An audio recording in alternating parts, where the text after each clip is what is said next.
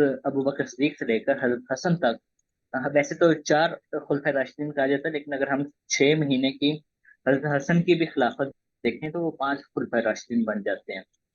तो क्या? 30 साल तक मतलब कि वो कायम रहेगी, उसके बाद फितना शुरू हो जाएगा। लेकिन 10 मुहर्रम को वैसे अगर आप इस्लामिक हिस्ट्री में देखो तो 10 मुहर्रम बहुत सारी वजूहात की बुनियाद पे बहुत इम्पोर्टेंट है। अगर आप फिर उसमें एक और हदीस है, मैं ऐड करना चाहूंगा कि नबी पाक सल्लल्लाहु अलैहि वसल्लम को ये पता था कि एक दरवाजा है, जो दरवाजा टूटेगा तो उसके बाद फितना शुरू हो जाएगा, और वो दरवाजा थे हमारे हजरत उमर। हम्म और हजरत उमर को जब शहीद किया गया है, तो उसके बाद जब वो दरवाजा टूट गया है, तो हजरत उस्मान के दौर में फितना शुरू हो गया है।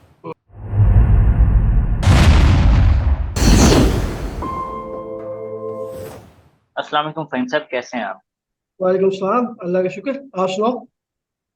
शुक्र अल्लाह का, नए पॉडकास्ट में आपका खुश आमदीद। थैंक यू वेरी मच खुश आमदीद कहने के लिए। अच्छा फहीम साहब, मुहर्रम आ गए, नए साल का आगाज हो गया, इस्लामी साल का। ये हमारे लिए बड़ा इम्पोर्टेंट है। आपको पता है ये महीना, मुहर्रम का महीना जो है, इसमें आपको पता है कि पहले हजरत उमर की शहादत का भी एक दिन आता है। हम्म, फिर आगे चलें तो वाक़या करबला का हम सुनते आ रहे हैं। 1400 साल पुरानी ये हिस्ट्री है, और आपको पता है कि अहले बैत पे क्या जुल्म हुआ। हम्म, अब इसमें जो हमें एक चीज बताई जाती है वो ये है कि यजीद ने ये कर दिया, यजीद ने वो कर दिया। हम्म, जो पीछे से एक बेस बनती आ रही थी नाइंसाफियों की।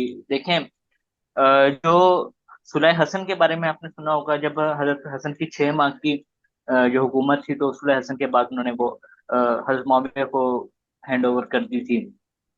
तो मतलब कि एक निज़ाम जो खुलफाए राशिदीन का चल रहा था, वो खत्म होके एक बादशाहत का निज़ाम आ गया। जो पीछे से चीजें खराब होना शुरू हुई, हमें उसके बारे में क्यों नहीं बताया जाता? हम्म। ये ना असल में एक तो खैर मैं चीज थोड़ी सी ऐड कर दूं। वो ये कि 10 मुहर्रम की बात की आपने तो अब इसको शायद ये वर्ड यूज करना, ओवर शेडो का वर्ड यूज करना शायद इतना मुनासिब नहीं है। लेकिन 10 मुहर्रम को वैसे अगर आप इस्लामिक हिस्ट्री में देखो तो 10 मुहर्रम बहुत सारी वजूहात की बुनियाद पे बहुत इम्पोर्टेंट है। अगर आप सिंपली गूगल करोगे कि 10 मुहर्रम को क्या कुछ हुआ था तो वो अ, मछली के पेट से आज़ादी का दिन है। फिर वो हजरत आदम से भी relevant 10 मुहर्रम की बहुत सारी इम्पोर्टेंट चीज़ें हैं। खैर, हम्म। तो ऐसा नहीं है कि करबला से कुछ आप कुछ टेक अवे कर रहे हो जस्ट बिकॉज आप 10 मुहर्रम की दूसरी चीज़ों को भी देख रहे हो। लेकिन मुझे ये लगता है कि to see the complete picture हमें ये भी शायद दूसरी चीज़ें भी स्टडी करनी चाहिए कि 10 मुहर्रम को एक्चुअली हुआ क्या क्या। बिकॉज ये डे इस्लामिक हिस्ट्री में या फिर आप ये कहें कि खुदा के निज़ाम के जो मामलात हैं उसमें 10 मुहर्रम का डे जो है वो बहुत सदियों से बहुत इंपॉर्टेंट रहा है। अच्छा, जी। कमिंग टू द लेकिन आइडिया। वो आपकी बात ठीक है। लेकिन एज अ मुस्लिम हम, जो एक चीज हमें सिर्फ इतना पता है कि 10 मुहर्रम को बाकी करबला हुआ, बाकी चीजें पता होनी चाहिए जो कि नहीं पता है लोगों को। आपने जो इन्फॉर्मेशन में इजाफा किया है उसके लिए तो बहुत सारे लोग आपका शुक्रगुजार भी होने चाहिए, क्योंकि बहुत सारे लोगों को इन्फॉर्मेशन नहीं पता है। ऐसे ही।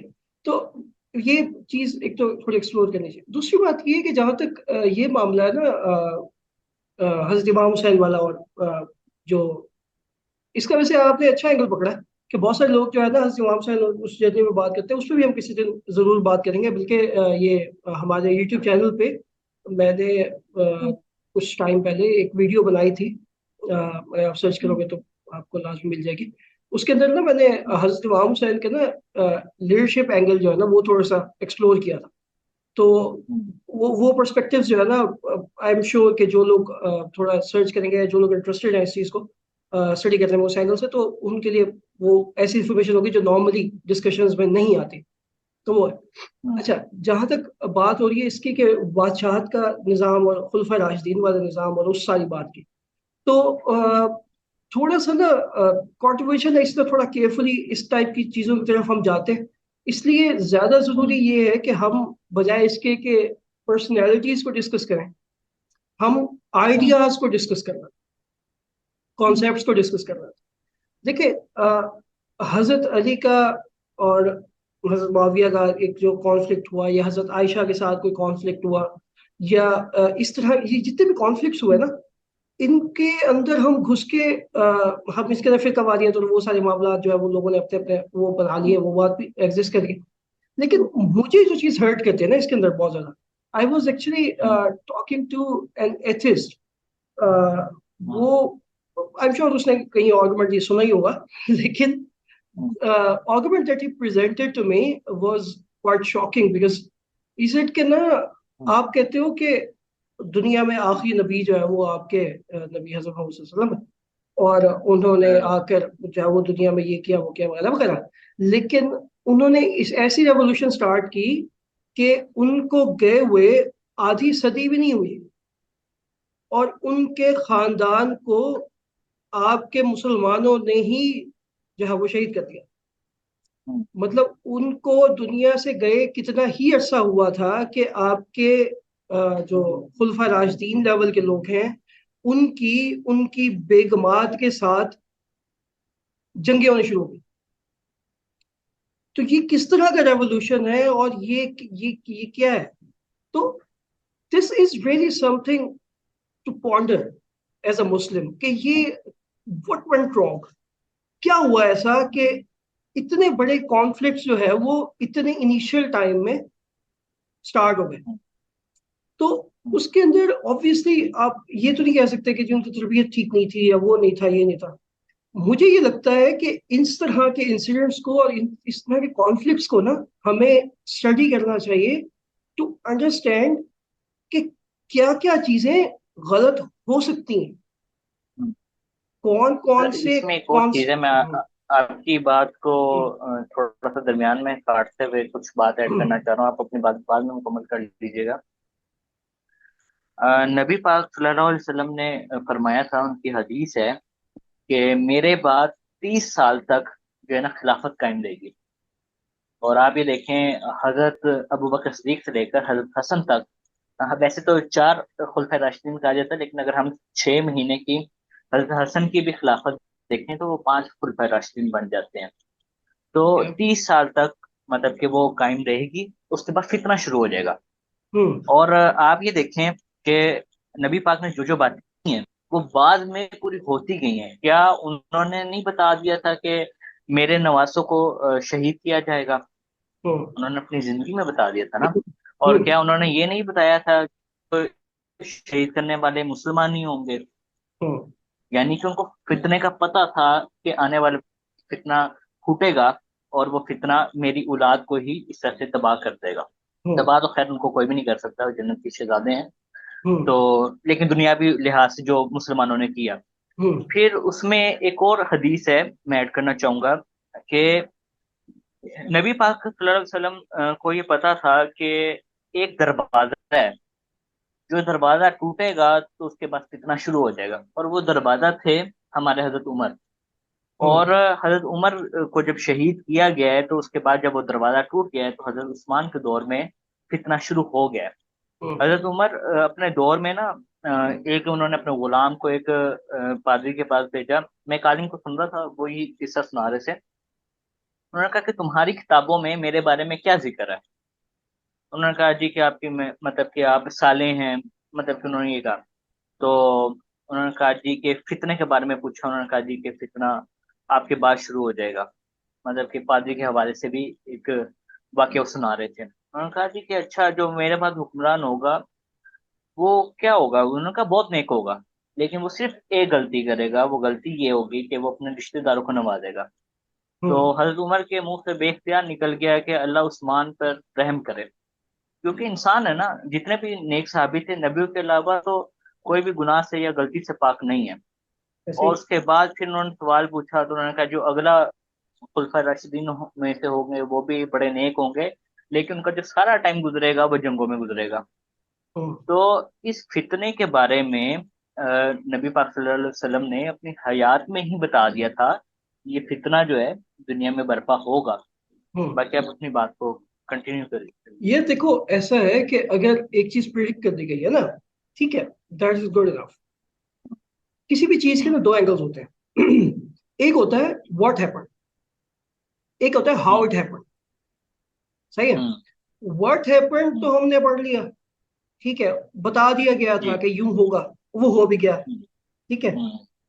हाउ इट हैपेंड को अगर हम स्टडी करते हैं ना, तो उससे ना हम समझ पाएंगे लीडरशिप इश्यूज, मुस्लिम उम्मा के इश्यूज, हम्म। कम्युनिकेशन के इश्यूज, ठीक है।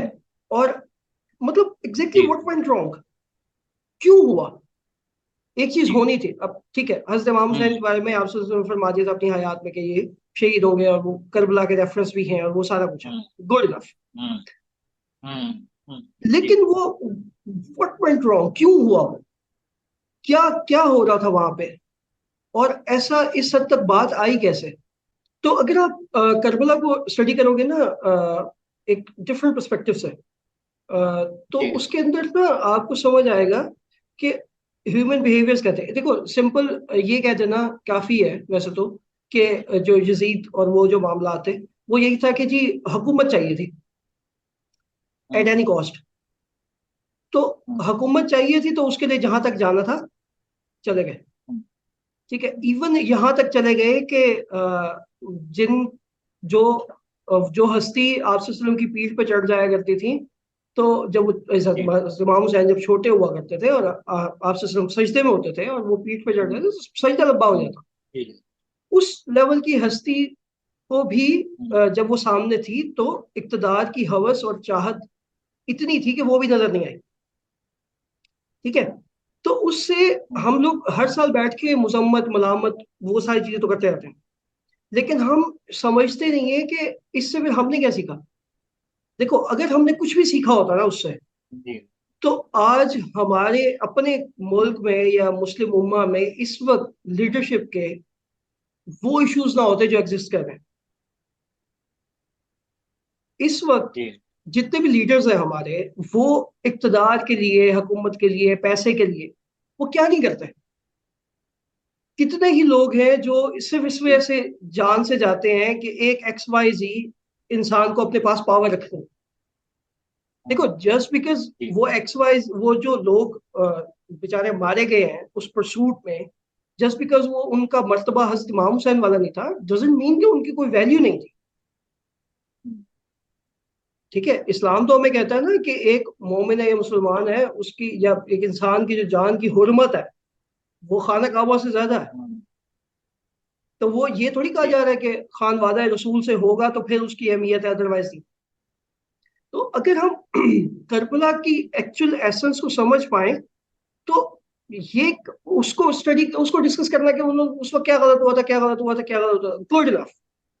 हमने उससे सीखा क्या, हर साल 10 मुहर्रम को बैठ के हम बातें करते हैं, डिस्कशंस होती हैं, कॉन्वर्सेशंस होती हैं, यजीदियत के बारे में बात होती है, हुसैनियत के बारे में बात होती है, सब कुछ होता है, ठीक है। क्या है, हमने क्या किया है टू इंश्योर कि हमारे जो करंट लीडर्स हैं मुस्लिम उम्मा के, वो चीजें ना करें जिन चीजों ने यजीद को इस पॉइंट पे ला खड़ा किया कि ही डिडंट केयर के सामने कौन है। तो अगर हम वो नहीं कर रहे तो हम सिर्फ बातें कर रहे हैं। और मुझे अनफॉर्चुनेटली, अगर मतलब आप यूथ मोस्टली क्यों डिसअपॉइंटेड है, क्योंकि डिस्कशंस हैं, हम्म। कॉन्वर्सेशंस हैं कि ये जी क्यों हो रहा है, कैसे हो रहा है, क्या हो सकता है, सिर्फ बातें। हम्म। इम्प्लीमेंटेशन का जो साथ एक अटैच होनी चाहिए चीज, जो एक अर्ज होनी चाहिए टू इम्प्लीमेंट थिंग्स, वो गायब है। हम्म। जी। ओल्ड हिस्ट्री को जो न्यू पर्सपेक्टिव्स हैं उसमें समझना, न्यू लाइट में उसको देखना कि करंट सिनेरियो में कौन है। आप डॉक्टर इसरार साहब को अगर आप सुने, तो वो दज्जाल के बारे में डिफरेंट लोगों के डिफरेंट ओपिनियंस है ना, कि किस तरह से, किस फॉर्म में, कैसे आएगा, क्या जी। होगा, कैसे होगा। हम्म। तो उसके अंदर एक कॉन्सेप्ट ये भी तो है ना कि दज्जाल दज्जाल एक सिस्टम, जो हम्म। करंट सिस्टम जो है वो एग्जिस्ट कर रहा है, जिसको जो है वो सर्टेन यहूदी लॉबी जो है वो इसमें कंट्रोल कर रही है। हदीस भी है सर कि एक सहाबी कि जब कश्ती समंदर में वो चली गई, मतलब क्या तूफान आया तो वो कहीं चली गई, हम्म, तो वो एक जजीरे पे उतरे, वहां पे उन्होंने वो दज्जाल को देखा, और दज्जाल ने उनसे कुछ सवाल किए, तो जब सवाल किए तो उन्होंने आके नबी पाक को बताया, तो नबी पाक ने कहा इन्होंने दज्जाल को वाकई में देखा है, हम्म। और दज्जाल वो फितना है कि जो क़यामत के करीब आएगा। ठीक है। तो नहीं नहीं, मेरा वो, मेरा मेरा मेरा हाँ पॉइंट ना बेसिकली ये नहीं कि दज्जाल किस फॉर्म में है या नहीं है, वो हाँ ठीक है। हाँ, मेरा पॉइंट ये सिस्टम है, दज्जाली आप कह रहे हैं ना। मेरा पॉइंट सिर्फ ये है कि जिस तरह से वो एक थ्योरी है ना कि दज्जाल किस फॉर्म में हम्म एग्जिस्ट कर रहा है, हम्म इस सिस्टम की फॉर्म में एग्जिस्ट कर रहा है। इसी तरह हम्म से हमें जो जो हमें लर्निंग्स है, जो टीचिंग्स है ना, उनको हमें मॉडर्न लाइट और मॉडर्न पर्सपेक्टिव में देखना पड़ेगा। अगर हम्म हम नहीं देखेंगे तो वो कहते हैं ना कि जो लोग तारीख से सीखते नहीं है ना, वो जी तारीख दोहराते रहते हैं। जी। सर मैं तो आपकी बात में कुछ एक चीज एडिशन सॉरी, करना चाहूंगा। एक चीज सॉरी जी मैं हाँ ऐड जी, कर हाँ दूं। जी, बोले बोले। एक चीज मैं ऐड कर दूं, एक दफा मेरी बात हो रही थी एक जगह पे। तो वो कहीं किसी ने पढ़ा इकबाल का वो मिसरा कि इस्लाम जिंदा होता है हर करबला के बाद। हम्म तो हम्म किसी ने ना बड़ी मासूमियत से पूछा कि ये जो कह रहे हैं कि इस्लाम जिंदा होता है, करबला तो एक दफा हुआ था, हो गया, खत्म हो गया। हम्म अब थोड़ी ना बार बार थोड़ी ना करबला होता है। तो मैंने कहा बात तो आपकी भी ठीक ही है। तो ये जो लोग, जिन लोगों को ये लगता है ना कि बस करबला हो गया एक दफा, बट ठीक है, वो हर करबला हम्म के बाद हो रहा है bro। तो ये चीज जो है ना, ये देखना पड़ेगा हमें कि मॉडर्न पर्सपेक्टिव में वो कितनी दफा वो हम्म चीजें रिपीट हो रही है, और हम उसके लिए कर क्या रहे हैं बातों के हम्म। खिलाफ। जी सॉरी, आप कह सर, रहे थे। बेसिकली, हाँ, बेसिकली बात ये है, हम ये हर करबला जो कहते हैं ना, उसका मकसद ये है कि जो एक सिस्टम जो उस हम्म, वक्त था और उसके मुकाबले में जो कुछ हुआ, वही मतलब कि बदल बदल के मुख्तलिफ शक्लों में मुख्तलिफ चीजें होती जा रही हैं, जिसको हम इसका नाम देते हैं, यानी कि जहाँ पे हम हम्म, जुल्म का नाम देखते हैं, वहां पे उसको हम करबला से और वो सारे हम्म। बाकी से तशबीह दे देते हैं। ऐसी।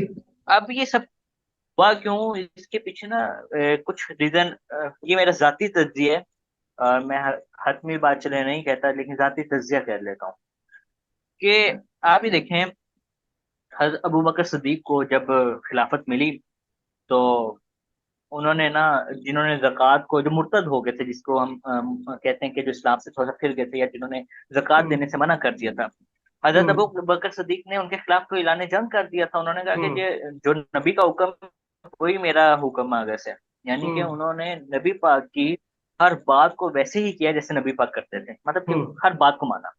हम्म, अच्छा, कहीं ना कहीं वो मतलब कि ना, हजरत उमर से तब भी इख्तलाफ कर देते थे, क्योंकि हजरत उमर की तबीयत सख्त थी, लेकिन समझाने पे समझ जाते थे। हम्म, कुछ मौकों पे हुआ, जैसे खालिद बिन वलीद साहब का के हवाले से वो कुछ कभी कभार कह देते थे कि ऐसे ना हो जाए, वैसे ना हो जाए। उनकी इंटेंशन बहुत अच्छी थी, लेकिन एक होने के नाते वो भी समझते थे।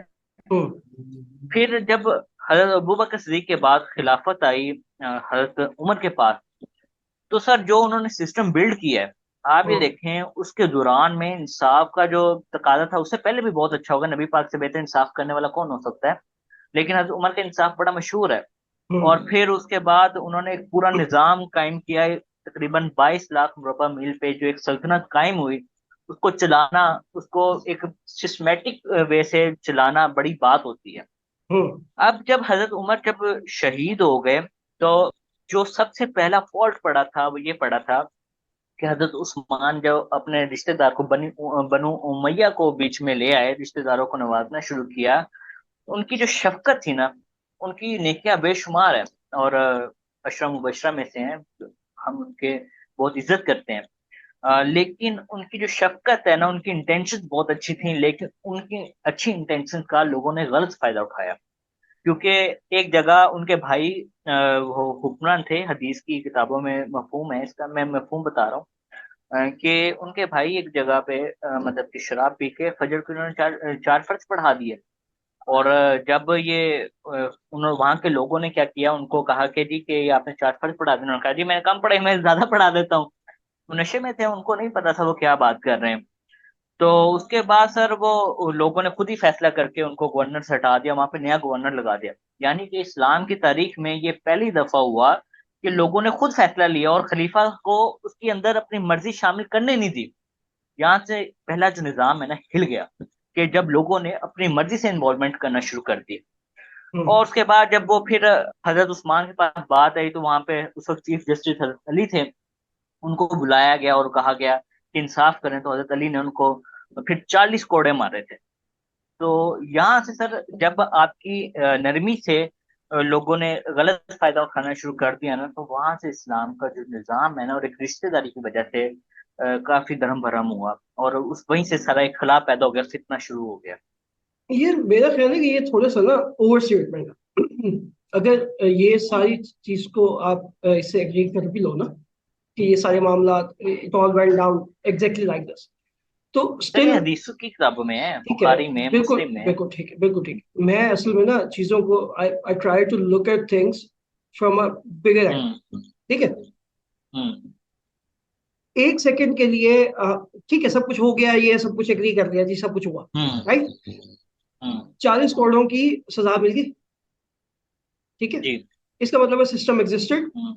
जस्टिस प्रिवेल, हम्म। राइट। हम्म। तो इशू रिजॉल्व। हम्म। प्रॉब्लम जो है ना, जहां से हमारी प्रॉब्लम्स खड़ी होनी शुरू होती है ना, मुस्लिम उम्मा में हम्म। हमेशा, आप जब भी देखो ना, हम्म। दो दो रीजंस की वजह से मुस्लिम उम्मा में हमारी जो हम्म। लीडरशिप के लैप्सेस हुए हैं ना, उसकी मेनली दो रीजंस हुई। एक जी। रीजन ये हुई है कि मिसअंडरस्टैंडिंग्स एग्जिस्ट कर रही थी जो क्लियर नहीं की गई, जी। ठीक है। ये आप हम्म। पिछले 1400 साल में आपको 2500 हाँ जी। एग्जाम्पल्स मिल जाएंगे। जी।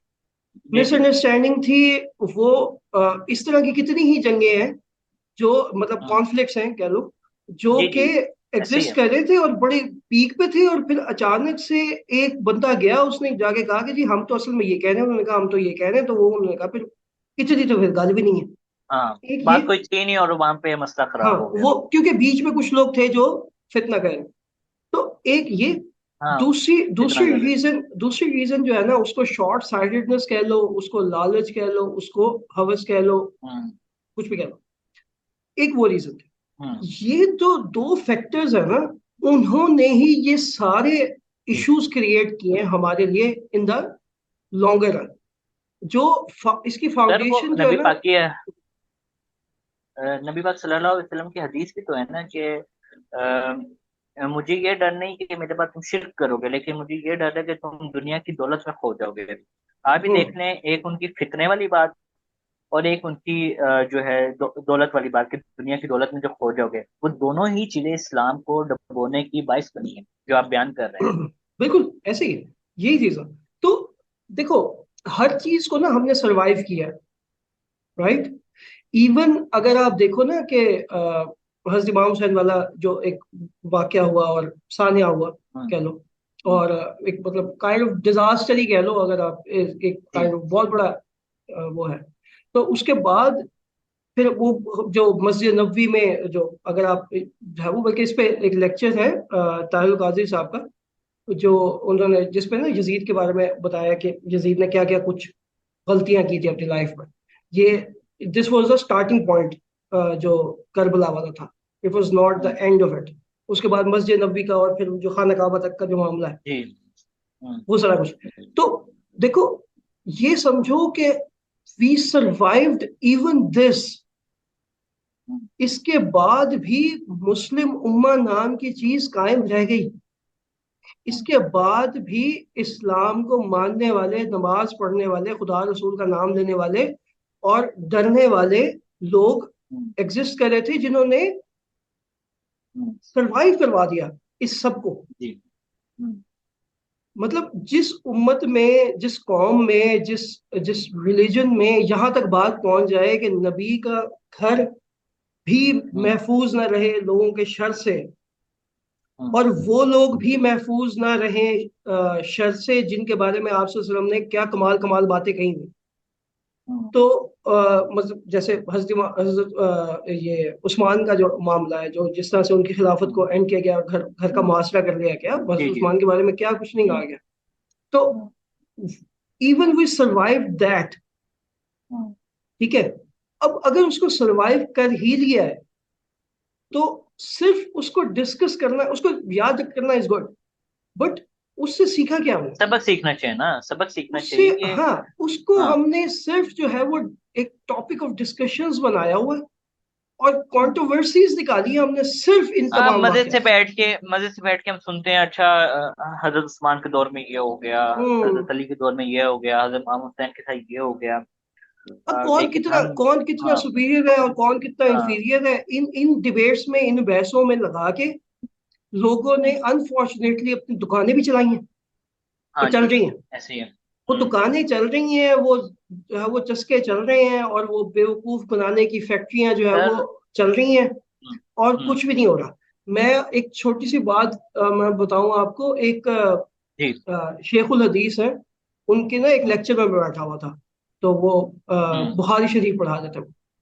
तो वो एक हदीस आई, तो ना वो कुछ फिका जाफिया जो है, शियाइज्म जिसको उसके ना उनके साथ कुछ कॉन्फ्लिक्ट के बारे में थी वो। मतलब एक एक पर्सपेक्टिव था, बहुत ज्यादा उसकी डिटेल में हम इसलिए नहीं जाते कि फिर वो एक अलग डिस्कशन स्टार्ट हो जाएगी। जी, पर पॉइंट इसके, एक चीज थी जिसकी काइंड ऑफ जो फिका हनफिया के लोग हैं जो उसको जस्टिफिकेशन देते हैं, और उसके अंदर थोड़ा सा हम्म, कॉन्फ्लिक्ट क्या है वो उसके ऊपर। तो वो जो शेखुल हदीस है उन्होंने बताया जी कि ये हदीस है, इस बुखारी शरीफ में ये हदीस है, इसका ये पर्सपेक्टिव है और ये यहाँ से आई थी, और हम इसलिए ये चीज मानते हैं।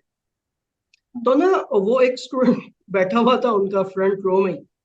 तो ना उसने कहा जी कि देखे जी, ये बात है तो फिर तो उनको जूते नहीं मारने चाहिए जाके। तो ना हम्म, वो ऐसे पढ़ा रहे थे, तो ना ऐसे किताबी तो देखे थे, ऊपर देख के उसको कहते हैं कि फिर आप ऐसा करो कि आप जूते मारो, हम बैठे हैं वेट कर लेते हैं आपका, फिर क्लास कंटिन्यू कर लेंगे वहां से। हम्म, ठीक है। तो हाँ, हमारा जो दिमाग है ना वो इसमें ज्यादा चलता है। मतलब एक कॉन्फ्लिक्ट रेजोल्यूशन हो रही है, बात बताई जा रही है कि ये यूं इस तरह से और इस तरह से नहीं है, उसको समझने के बजाय, उसको सीखने के बजाय, उससे आगे बढ़ने के बजाय हाँ, हमारा दिमाग इसमें बहुत घुसता है। वही बात है ना, हमें ये जो इसलिए तो हमारे पाकिस्तान में स्टार प्लस बहुत हिट चल रहा है, बिकॉज वो हम्म, ठटन कॉन्फ्लिक्ट, और ये इसने ये कर हाँ, दिया, वो कर, वो ड्रामेबाजी चीजें जो ज्यादा। है। हाँ। तो वो जो ड्रामेबाजी है ना वो इतनी इतनी हद तक रच बस गई है कि हमें हर चीज में अब ड्रामेबाजी चाहिए। हमें आलिम भी वो चाहिए कि भाई जो ड्रामेबाजी करके दिखाए हमें। हाँ, जो ये मतलब कि वो तमाशे कर करके दिखाए हो गए, हाँ, ये एंड जो हो गया हाँ, ते जो हो गया, मैं ते एंड हाँ, किता, हाँ। इस तरह की चीज। टिकटॉक पे जो है वो उलमा हिट होंगे तो उनको चार बंदे बुलाते हैं, ये दिन आ गए हमारे। हाँ जी, मतलब ऐसे ही जब है। उलमा को असली बात टिकटॉक जो से। करे उसको तो लोग पसंद ही नहीं करते। हमारे यहाँ पे अभी भी कुछ लोग अल्लाह ने ऐसे छोड़े हुए हैं जो हक बात करते हैं। लोग कहते हैं नहीं, ऐ साडा दुश्मन है तो फड़ हाँ, लो इन्हों, सानू तबाह कर देगा, साडे अबाओ अजदाद तबाह कर देगा। हाँ, इस तरह की बातें भी करते हैं। और फिर वो अनफॉर्चुनेटली ये भी है, क्योंकि वो चंद लोग रह गए, तो कुछ लोग हाँ, उनकी तकलीद में ऐसे बहते हैं कि उनको वो हम्म, समझ लेते हैं कि ये तो परफेक्शन की मूरत है। फिर जी। वो भाई साहब, अब जाहिर है वो भी इंसान है यार, कोई गलती तो उससे भी हो जाएगी, तो फिर वो नबी जब नबियों के अलावा कोई परफेक्ट नहीं होता सर। तो फिर वो जब उस इंसान से कोई गलती होती है तो फिर वो उस पर एक और अलग डिबेट शुरू हो जाती है। जी। अच्छा सर, वो इसमें एक चीज मैं आपको बताना चाह रहा था जो मेरे ذहन से निकल जाएगी।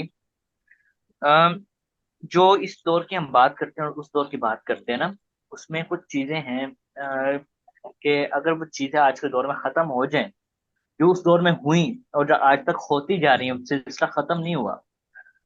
अगर तो यहाँ पे एक निज़ाम आ जाए जो कि हजरत उमर का कायम करदा निज़ाम था, बेसिकली वो निज़ाम नबी पाक का कायम करदा था जिसको हजरत उमर ने आगे बढ़ाया, वही इम्प्लीमेंटेशन थी सेम ना, निज़ाम। प्रैक्टिकल हाँ जी, इम्प्लीमेंटेशन थी उसके इन ऑन जी, वाइडर स्केल। हाँ।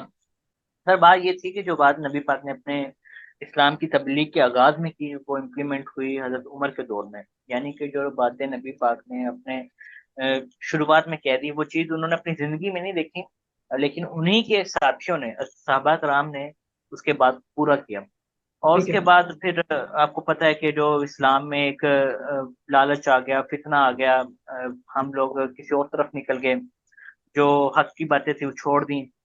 और उसके बाद इस्लाम का ऐसा जवाल शुरू हुआ कि वो फिर बाकी करबला पे खत्म हुआ।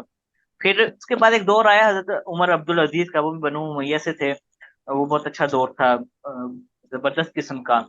और उसके बाद फिर आप ये देखें, मुख्तलिफ मौकों पे मुसलमान जहां जहां इस्लाम की रस्सी को पकड़ते रहे हैं, वहां वहां वो मजबूत होते रहे। उसके बाद भी आप ये देखें, जब सलाहुद्दीन अय्यूबी ने बैतुल मक़दस को फतह किया तो उसके पीछे एक चीज थी, वो ये थी कि इस्लाम को उन्होंने बड़ी मजबूती से पकड़ा हुआ था। हजरत उमर का जो कामयाबी का दौर था वो भी इस्लाम की मजबूती की वजह से था। उसके बाद जो सल्तनत उस्मानिया की बुनियाद पड़ी, वो भी उसका बेसिक कॉन्सेप्ट ये था कि मुसलमानों की एक रियासत हो, क्योंकि आसपास तो बहुत सारे इस तरह के लोग थे जो हम्म, कि नॉन मुस्लिम थे, क्रिश्चियन थे या जो भी थे। फिर मुगलिया दौर में जब हिंदुस्तान में हम आ रहे थे, तब भी यही कॉन्सेप्ट था कि इस्लाम का बोलबाला हो, इस्लाम फैले, अफगानिस्तान की रियासतें वगैरह सारा हम हिस्ट्री देखें तो जहां जहां मुसलमानों ने इस्लाम को छोड़ा है और दूसरी चीजों में पड़ गए हैं, ये हिस्ट्री हमारी यही है कि जब हम दूसरी चीजों में पढ़े, वहां से हम जवाल में आ गए। अब लाजमी तो नहीं है अच्छा। ना सर कि अल्लाह सिर्फ मुसलमानों को सब कुछ दे रहा है। देखें, जो चीज एक अल्लाह का जो बनाया हुआ निजाम है उसको पकड़ के चलता है वो कामयाब है, और जब वो निजाम को छोड़ देता है तब उसका जवाल है। सल्तनत उस्मानिया के जवाल की भी कहानियां कुछ इसी तरह से ही हैं कि जहां तक उसने इस्लाम को इंतहाई मजबूती से पकड़ा हुआ था, वहां तक उनको कोई नहीं रोक सका। जैसे ही उन्होंने मुख्तलिफ चीजें शुरू कर दी, वहीं से हम नीचे जाना शुरू हो गए, इतने नीचे गए कि आज तक हम दोबारा उठ नहीं सके। अब इस बात को भी 100 साल हो गए हैं, 2023 आ गया, आपको पता है। तो हम्म, 100 साल तो हो गए हैं ना। कहाँ है हम्म। मुसलमान 100 सालों में? जो जिन लोगों ने निजाम को मजबूती से कायम किया हुआ है वो कायम है, और हम लोग कहीं भी नहीं है। और नहीं, ये तो यही खैर चीज वो हम अपने मुल्क। ये चीज तो खैर वो इकबाल का शिकवा जवाब शिकवा पढ़ रहे हैं, तो वो सारी बात यही है कि जी। कि भैया आपने क्या किया, बाबा अजदाद थे उन्होंने किया था, तो फिर उनको हम्म। रिटर्न में चीजें भी मिल गई थी, उन्होंने कुछ नहीं किया, तो जी। वो जाओ वो सुकून करो, फजूल में जाओ वो हम्म। शिकवे शिकवे करने की जरूरत नहीं है, वो बात ठीक है। इसमें ना एक चीज जो है वो काइंड ऑफ थोड़ा सा स्पेसिफिक इसको यूं कर लें कि जी। इस्लाम को मजबूती से पकड़े रखा इज गुड, लेकिन ना हम्म। लीडरशिप अप्रोच और लीडरशिप स्टाइल जो है ना, वो हम्म। जिस दौर में मिमिक कर रहा था ना इस्लाम के हम्म। अर्ली डेज को, हम्म। तब तक ना मामलात कंट्रोल में थे। जैसे फॉर एग्जांपल हजरत उमर के दौर में कितने ही इस तरह के वाकयात हैं कि रात को गश्त कर रहे थे और कहीं से आवाज आई जी। किसी हम्म। खातून के रोने की या बच्चों के रोने की, तो उन्होंने उसको पर्सनली टेकअप किया और वहां कहा गया कि जी इनके घर राशन क्यों नहीं है। और फिर वो वाली बात के दरिया नील के किनारे पे अगर कोई जानवर भी मरता तो उसकी जिम्मेदारी मेरे सर पे आएगी। हम्म। इस इस लेवल की जो कंसर्न था ना, एक सेंस ऑफ रिस्पॉन्सिबिलिटी जी। थी। और फिर जी। वो जो सिस्टम था ना कि वो जो हम सब ने सुन रखा है कि हजरत उमर का कद लंबा था, तो वो दो चादरों से जो उनका पोशाक वो बनी कमीज, और उस पर क्वेश्चन करने वाले नहीं, चार लोगों में उठ हाँ, के कपड़ा सवाल। थोड़ा था। हाँ, मालिक नियमत से आया, वो कपड़ा थोड़ा सवाल था। सवाल ही कर दिया उस पे कि भाई आप ठीक है, आप जो है वो खलीफा है हमारे, लेकिन हाँ, हाँ। कपड़ा कितों ले आया तुसी? ठीक है। हम्म। और फिर उसके और हज़रत जवाब उमर ने में, उसका जवाब दिया हाँ, था। और उसके जवाब में मतलब ना सिर्फ जवाब दिया गया, बेटे को खड़ा किया, बताया, बेटे ने गवाही दी कि हाँ जी ये मेरा कपड़ा है, वगैरह। हम्म। तो हम्म। और फिर फिर वो उन्होंने जो, कहा हाँ ठीक है, आप मस्जिद के मेंबर पे बैठ सकते हो। हाँ, तो फिर वो जो एक, फिर एक सादगी का जो कॉन्सेप्ट था कि I need hmm. Nothing for my self, वो जो एक लालच का हम्म। पर्सपेक्टिव निकल गया था लीडरशिप से। जी। जी। जो हम्म। लीडर, अगर आपको किसी सर्टेन जमात का या लीडर या खलीफा या आपको सिपा सालार ये कुछ भी इस तरह का जी। चूज किया जाता था, तो बजाय हम्म। इसके कि उससे ये वाइब आती कि अच्छा अब हम चिल करेंगे, हम्म। उसकी वजह हम्म। उससे ये वाइब क्रिएट होती थी कि यह जिम्मेदारी आ गई है हमारे साथ। सर, ठीक हज़रत है। उमर को नींद नहीं आती थी, वो तो हाँ, सोते सोते डर के उठ जाते थे। तो वो जो चैलेंज है ना उस चीज का, उस गद्दी का, उस मेंबर का, जब हम्म। तक या जिस भी दौरे हुकूमत में उसको हम्म। बजाय इस सोर्स ऑफ अयाशी या सोर्स ऑफ रिलीफ समझने की हम्म। बजाय सोर्स ऑफ हम्म। एंजाइटी जब तक ट्रीट किया गया ना कि जिम्मेदारी कह लें। जिम्मेदारी आ गई, कॉन्स्टेंटली एंशियस रहोगे ना यार आपके ऊपर। अगर अब इस वक्त आप पाकिस्तान के अगर प्राइम मिनिस्टर बन जाओ, आपकी 22 से हम्म। 24 करोड़ के दरमियान आबादी है, 24 हम्म। करोड़ इंसान, हम्म। और आपकी जो वो जिम्मेदारी है। ना जाने कितने जानवर, हम्म। वो सब जो है वो जीती जागती चीजें, वो 30-40 करोड़ हम्म। जीती जागती चीजों की जिम्मेदारी आपके सर पे आ गई है। तो आप एंशियस ही रहोगे ना हर वक्त, ये कैसे हो सकता है कि आप सही सुकून बात से है। रहे? तो जब तक वो सोर्स ऑफ एंजाइटी नहीं होता ना कि यार ये सारी ये जिम्मेदारी मेरे सर पे आ गई है, तो तब तक हमारा जो जो हमारा लीडरशिप स्टाइल है और अप्रोच है, इसका मतलब है वो उन वैल्यूज से दूर है जो हमें इनिशियली सिखाई गई थी। और जब वो उन वैल्यूज से दूर है, तो फिर सही यही बात। कुछ होता रहेगा जो अभी हो रहा है। लोग हम्म। इलेक्शंस में क्यों एक यार एक तनख्वाह है एक डेजिग्नेशन की 1 लाख रुपए, हम्म। ठीक है। उस वो 5 साल में आप जितना आपने 1 लाख रुपया पर मंथ से कमाना है, उससे दस हम्म। गुना ज्यादा इलेक्शंस में क्यों लगा रहा है तुम्हें? हम्म। कौन सी निर्णय में भाई है उस बंदे की कि वो बंदा 10-20 करोड़ रुपया लगा के एक हम्म। ऐसी नौकरी लेना चाह रहा है जिसके अंदर उसको 5 साल में, अगर वो 5 साल पूरा सरवाइव कर भी खिदमत ले। करने आ रहा है ना हाँ, बेसिकली वो। मतलब वो 5 साल सरवाइव कर भी ले तो वो 20 करोड़ इन्वेस्ट करके मैक्सिमम 5 करोड़ रुपया उसके पास वापस आएगा। वो भी आ गया तो ठीक है। हम्म। 5 साल से पहले अगर वो नया लोगे तो वो बात एक अलग ही है। हम्म। तो हम्म। 5 करोड़ भी नहीं बनता, खैर कम बनता 12। तो वो आना है उसके पास, यानी 1/4 ऑफ हिज इन्वेस्टमेंट उसको रिटर्न आना है। और उसके साथ इन रिटर्न उसके ऊपर लाखों लोगों की रिस्पॉन्सिबिलिटी भी आ रही है। हम्म। यार हो सकता है वो खिदमत के जज्बे से आ हाँ, रहा तभी वो इतना वो पैसा इतना, खर्च कर रहा हाँ तो वो खिदमत है। का जज्बा कितना के है वो उसकी आपको नजर आ ही जाता है ना प्रोग्रेस से। तो ये जो माइंडसेट है ना, ये प्रॉब्लमेटिक है। और ये माइंडसेट ना, बाय द वे, ये लीडरशिप पोजीशन से मुराद सिर्फ ये नहीं है जो इलेक्शन लड़के आपके एमएनए एमपीए बनते हैं। नहीं लीडरशिप नहीं सर। पोजीशन तो कुछ भी है। आप जो है वो, अगर आपने फॉर एग्जांपल वापडा में आपने एसडीओ लगना, हम्म। एसडीओ की तनख्वाह जो है वो 60,000 से शुरू होती है। हम्म। उसके लिए आप रिश्वत दे रहे हो 70 लाख रुपए की, 60 लाख रुपए की। क्यों दे रहे हो? क्या हो रहा है ये? आप एक डिवीजन को लीड करना ना आपने, एक सर सब डिवीजन ये को, वही सब बातें डिवीजन है के ना। हेड हो आप। तो हम्म। जब तक हमारा जो लीडरशिप अप्रोच है ना, लीडरशिप स्टाइल है, वो जब हम्म। तक हमारा इस्लामिक वैल्यूज से हम्म। दूर रहेगा, तो ये जो प्रॉब्लम्स है हमारी, ये हमारी कहीं नहीं जाने वाली। ये प्रॉब्लम्स यही रहेंगी। हम जो है वो जितनी मर्जी बातें कर रहे हैं कि जी ये हो गया था वो हो गया था, भाई आपने कुछ नहीं सीखा। आपको सिर्फ नहीं कुछ बातें नहीं करने का सीखा। शौक है। आप जिस बंदे की बातों से दुकान चल रही है, कम से कम उसकी दुकान तो चल रही है। जी। आप तो बैठ के सुन रहे हो, हम्म। उसकी दुकान चलाने में आप हेल्प कर रहे हो। आप क्या हो? आप क्या कर रहे सर हो? हर बंदे को कम से कम अपनी जो है ना अकेले की जिम्मेदारी दिखानी चाहिए।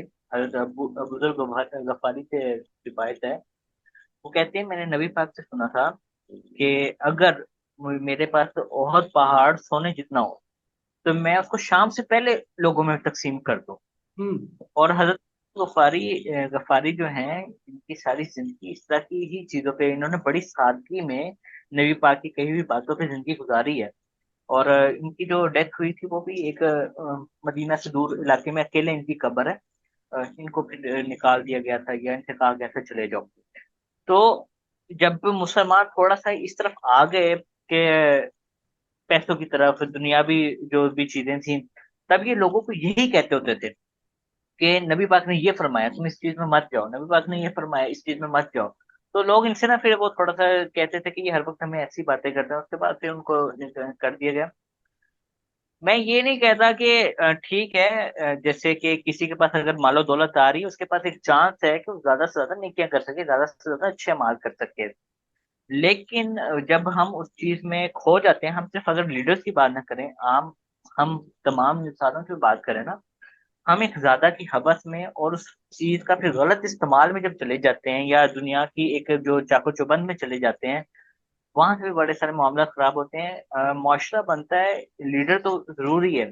लीडर क्योंकि कोई भी मुआशरा होगा उसको बनाने वाला एक लीडर तो चाहिए होता है। हम्म। लेकिन उस लीडर की जो राय है उसको भी उस लीडर की तरह फिर होना चाहिए। अब फर्ज करें यहाँ पे एक हजरत उमर जैसा हुक्मरान आ जाता है जो अल्लाह करे कभी इस मुल्क में आए। और अगर राया अगर से आगे से इस तरह की नहीं होती है, वो कहती है कि नहीं ठीक है आप सादगी करें, आप ये करें, आप वो करें, हम तो ये करेंगे, हम वो करेंगे, जो बुरी आदत अपनाई हुई इस वक्त हमने, हम उसी को करते हैं। तो क्या उनको उस वक्त उस बंदे को उस वक्त उस निजाम को चलाने में इंतहाई मुश्किल का सामना नहीं करना पड़ेगा? नहीं, वो तो खैर ये बात तो फैक्ट है कि जब तक रियाया नहीं होगी उस तरह की, तो हजरत उमर जैसा लीडर यहाँ पे आ हम्म। ही नहीं सकता। हम्म। ठीक है, वो तो हजरत उमर कैसे ही कामयाब आएगा। भी इस वजह से थे क्योंकि उनके पास जो लोग थे वो नबी पाक के तरबियत करदा लोग थे। यार वो बात भी ठीक है, लेकिन खैर वो उसकी कोई रीजन ये भी नहीं है ना, क्योंकि देखो हम्म, दोनों साइड पे काम होने वाला ना। जी फिर ये फिर वो काइंड ऑफ एक लूप सा बन जाता है कि जैसे जैसे लोग होते हैं उस पर वैसा हुक्मरान आता है। वो बात भी ठीक हाँ। है। फिर वो जैसे, हम्म, लेकिन हुक्मरान का जो एक लेवल था कि रात को गश्त करके जो है वो लोगों की परेशानियां हाँ जो है जी। वो ऑब्जर्व करते फिर हम्म, हैं, ये भी हम्म, एक अलग ही लेवल है। खैर, ये हम्म, तो अब वो वही बात है, लूप में ही बात घूमती रहेगी, पर पॉइंट इज कि ना ये जो इस्लामिक हिस्ट्री है जिसको हम डिस्कस करते हैं, और अभी इस टाइम में इन दिनों में स्पेशली जो है वो बहुत सारे लोग इसको डिस्कस करेंगे। उसमें से जी ना जैसे हजरत इमाम हुसैन के वाक़े हुए हम डिस्कस करते हैं, तो बहुत सारे लोग ना उनकी कुर्बानी और उस एंगल, उस जी। डायमेंशन को ही एक्सप्लोर करते हैं। वो ये नहीं हम्म, समझ पाते कि ना कहानी सिर्फ ये नहीं है। नहीं, करबला जो है ना वो सिर्फ मासूम लोगों का शहादत का मामला नहीं था। नहीं था। उसमें बहुत सारे फिनोमिना हो रहे थे, जी और वो सारे फिनोमिनाज वर्थ इट हैं कि आप उनसे सीखो। देखें, जी हजरत इमाम हुसैन ने करबला में कैसे लीड किया, जी। वो भी तो एक कहानी है सर वो ना। करबला में गए क्यों थे? सबसे पहली बात तो ये है ना, क्या असबाब थे कि वो करबला तक पहुंचे, फिर वहां पे जंग हुई, वो उनकी लीडरशिप वाला जो बात आप कर रहे हैं वो हाँ, सारी बातें मैटर तो करती हैं। वो हम वो नहीं देखते। किस तरह से उन्होंने उस टाइम में सरवाइव किया, उस हम्म, टाइम में किन वैल्यूज को उन्होंने संभाल के रखा। अच्छा, अब जी वैल्यूज की बात करेंगे तो इसमें सिर्फ नमाज कुरान नहीं उन्होंने अपने हाथ में कायम नहीं, रखा, उन्होंने सारी इस्लामिक वैल्यूज को मजबूती जी से थामे रखा। और ना जो सिर्फ वो, अहले बैत का हक था वो उन्होंने वहां पे अदा किया, उन्होंने और बताया कि हम अहले बैत। हाँ, और ना सिर्फ आप एक जो है वो प्योरली इस्लामिक पर्सपेक्टिव से बात करो वो, बल्कि मॉडर्न लीडरशिप के एंगल से भी अगर आप देखो, तो क्राइसिस मैनेजमेंट में एक लीडर को क्या जी करना चाहिए, जी अगर आप उसके लिए भी एक करबला को केस स्टडी बनाओ ना, तो वो जी एक बहुत इफेक्टिव केस स्टडी है। कि जी। अगर एक ऐसी सिचुएशन बन जाए जहां पे आप अनविनेबल सिचुएशन में हो, आप हम्म, जीत ही नहीं सकते, एक ऐसी हम्म, सिचुएशन में हो जहां पे आप, मतलब दुनियावी एंगल से देखा जाए तो हम्म, आप मतलब उस फौज को मार के भगा नहीं हम्म। सकते। हाँ, 72 के मुकाबले में हजारों के हिसाब से हाँ, लोग हैं। तो जाहिरी तौर पे तो तो जब समझ आता है। अनविनेबल सिचुएशन होती है, उसमें क्या करना होता है, हम्म, उसमें कौन सी अप्रोच है, कौन से असरार और रमूज हैं जो आपको उस वक्त अपने इम्प्लीमेंट करने हैं, कायम रखने हैं, हाथ में रखने हैं, जी जाने नहीं देने। हाँ, डेस्परेट नहीं होना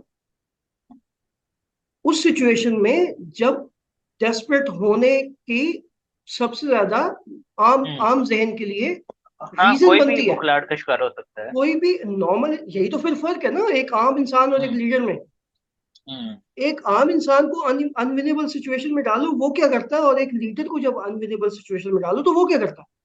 ये जी डिफरेंस हमें सिखाता है करबला का मामला, करबला का जी। वाकया, हजरत इमाम हुसैन का हम्म, हर स्टेप।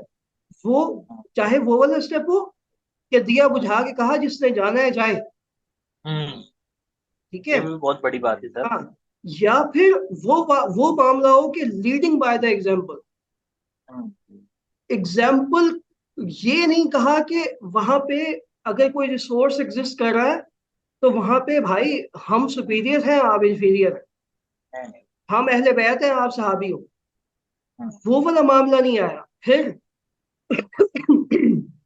सॉरी, फिर जब मैदान में जाने की बारी आई, उसमें हम्म। किस तरह से फ्रंट से ऑर्गेनाइज लीड किया, किया।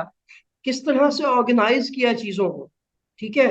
और जब इस क्राइसिस सिचुएशन में थे, तब जो नमाज का मामला था वो नहीं हम्म। छोड़ा गया, ठीक है। सर आप ये भी तो देखें ना, 72 जब तक खड़े रहे हैं, जब तक हजरत इमाम हुसैन खड़े रहे हैं, अगली सफों में एक वो थरथरली सी मची रही है कि ये अभी तक है यहाँ पे। तो हम्म यानी कि वहां पे एक ऐसा माहौल कायम हो चुका था कि यानी कि उन 72 लोगों ने वहां पे कुछ ऐसी फिजा कायम कर दी थी कि जो मुखालिफ पार्टी जो तादाद में बहुत ज्यादा थे उनके लिए वो अनबियरेबल थी, और हम्म। उन्होंने फिर उनकी नमाज पढ़ने का फायदा उठाया।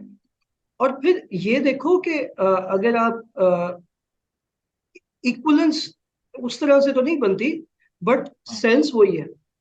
जब गजवा बदर हो रही थी, जी।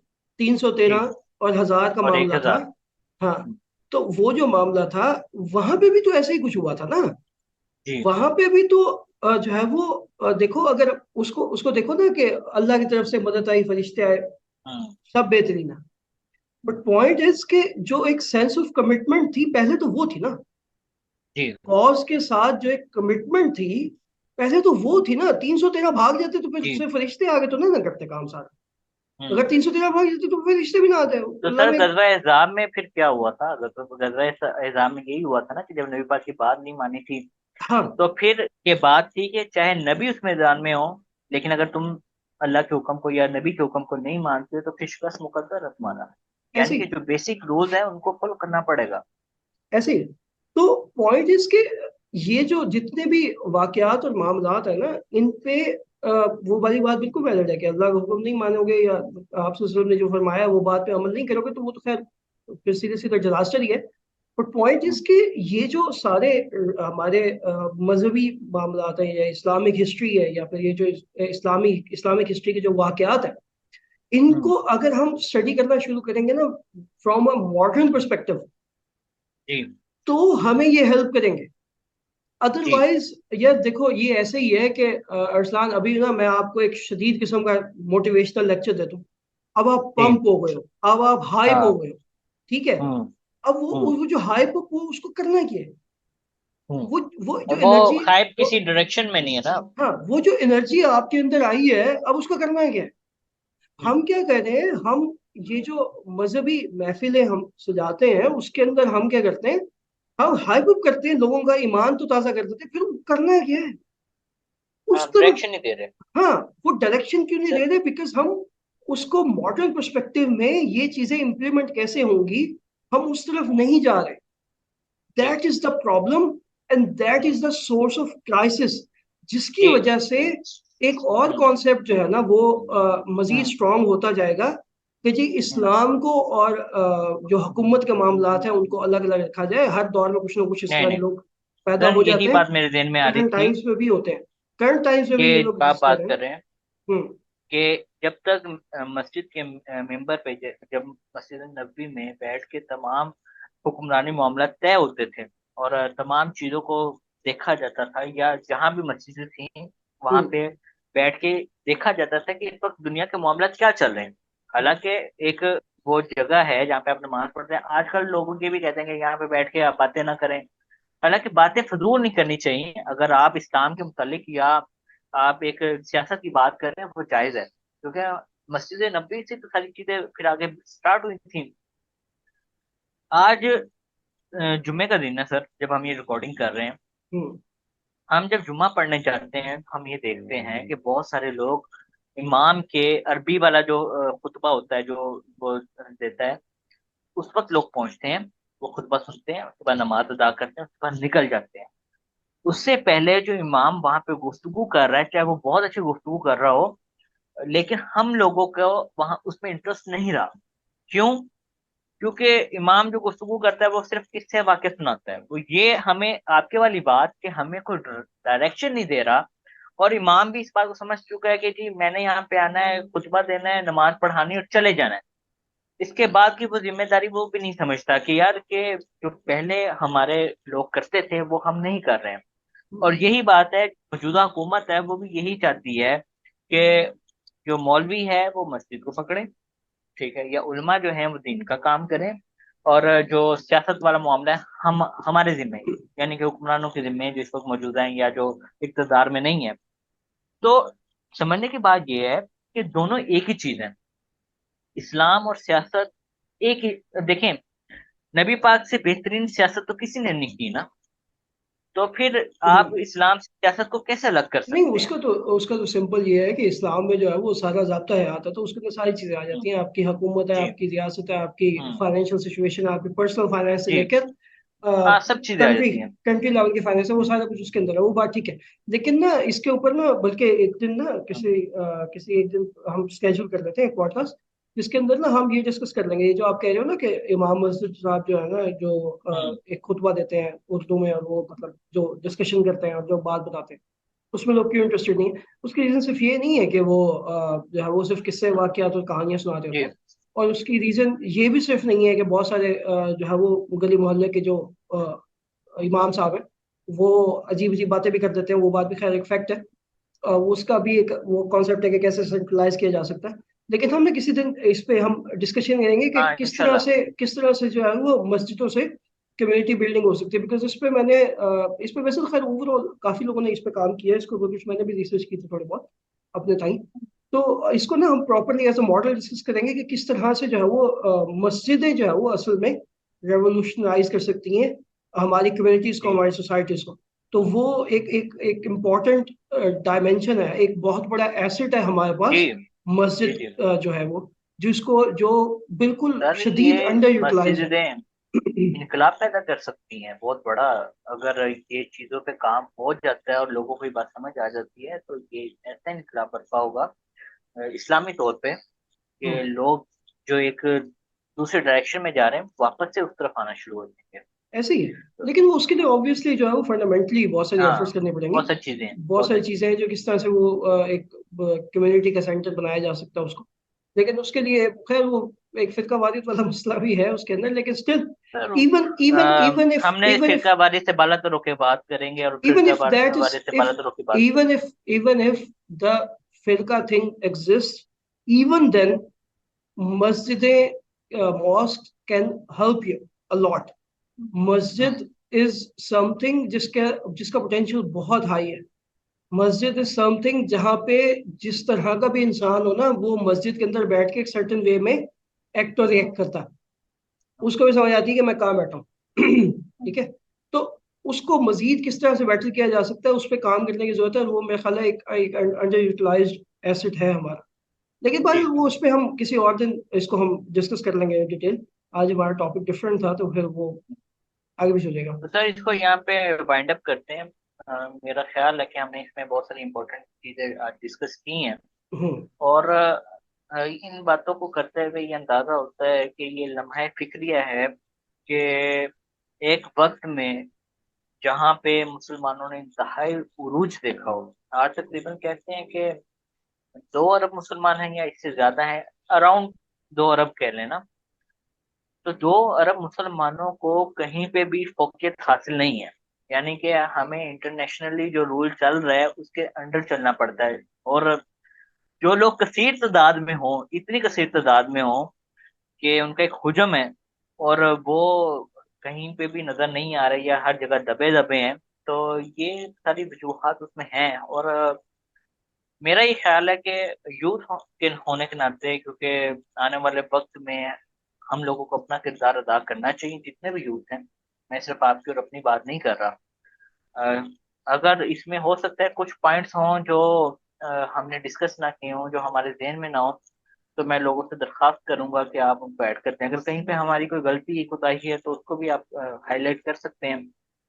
लेकिन हमारी एक ये पॉजिटिव कोशिश थी कि हम लोगों को इस तरफ दिखाएं कि हम क्या थे, हम क्यों बर्बाद हुए और आज हम क्या हैं।